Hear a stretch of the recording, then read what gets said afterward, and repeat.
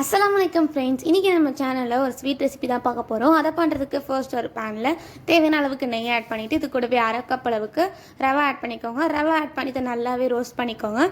Roast பண்ணதுக்கப்புறமா இதை வேறு ஒரு பிளேட்க்கு ட்ரான்ஸ்ஃபர் பண்ணிவிட்டு அதே பேனில் தேவையான அளவுக்கு நெய், அதுக்கப்புறமா கொஞ்சம் ரிஃபைண்ட் ஆயில் ஆட் பண்ணி நல்லாவே ஹீட் பண்ணிக்கோங்க. ஹீட் ஆனதுக்கப்புறமா இது கூட உங்களுக்கு பிடிச்ச எந்த ட்ரை நட்ஸ்னாலும் நீங்கள் ஆட் பண்ணிக்கலாம். நான் இன்றைக்கி வந்து கேஷ்யூவும் கிஸ்மிஸ் ஆட் பண்ணியிருக்கேன். ஆட் பண்ணி இதை நல்லாவே ரோஸ்ட் பண்ணிக்கோங்க.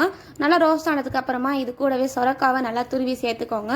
சேர்த்து இதை நல்லா கொஞ்ச நேரம் வதக்கி விட்டுட்டு அது கூடவே வந்து 2 கப் அளவுக்கு தண்ணி சேர்த்து நல்லாவே குக்காக விட்டுருங்க. இது நல்லா குக் ஆனதுக்கப்புறமா இது கூட நம்ம ரோஸ்ட் பண்ணி வச்சுருக்கிற ரவையும் ஆட் பண்ணிக்கலாம். ரவை ஆட் பண்ணி இதை நல்லா மிக்ஸ் பண்ணி விட்டதுக்கப்புறமா இது கூடவே பால் ஆட் பண்ணிக்கோங்க. நான் இன்றைக்கி 2 கப் அளவுக்கு பால் ஆட் பண்ணியிருக்கேன். பால் ஆட் பண்ணிவிட்டு இது கூடவே தேவையான அளவுக்கு சுகர் ஆட் பண்ணிக்கோங்க. உங்கள் ஸ்வீட்டுக்கு ஏற்ற மாதிரி நீங்கள் ஆட் பண்ணிக்கலாம். ஆட் பண்ணிவிட்டு இது கூடவே நான் கொஞ்சம் கண்டென்ஸ் மில்க்கு ஆட் பண்ணியிருக்கேன். ஆட் பண்ணி கொஞ்சம் நேரம் நல்லாவே குக்காக விட்டுருங்க. குக் ஆனதுக்கப்புறமா இது கூட நான் வந்து இன்றைக்கி ட்ரை ரோஸ் பெட்டல்ஸும் கூடவே வந்து டேட்ஸ் கட் பண்ணி ஆட் பண்ணியிருக்கேன். உங்களுக்கு தேவையான ஆட் பண்ணிக்கலாம், இல்லைனா ஸ்கிப் பண்ணிக்கோங்க. ஆட் பண்ணி நல்லா மிக்ஸ் பண்ணி சர்வ் பண்ணிங்கன்னா ரொம்பவே டேஸ்ட் அண்ட் எம்மியான சொரக்காய் ரவை பாயாசம் ரெடி ஆகிடுச்சு. ஸோ இதை ட்ரை பண்ணி பார்த்துட்டு உங்கள் ஃபீட்பேக்கை என்னோட கமெண்ட் பாக்ஸில் கமெண்ட் பண்ணுங்கள். தேங்க்யூ.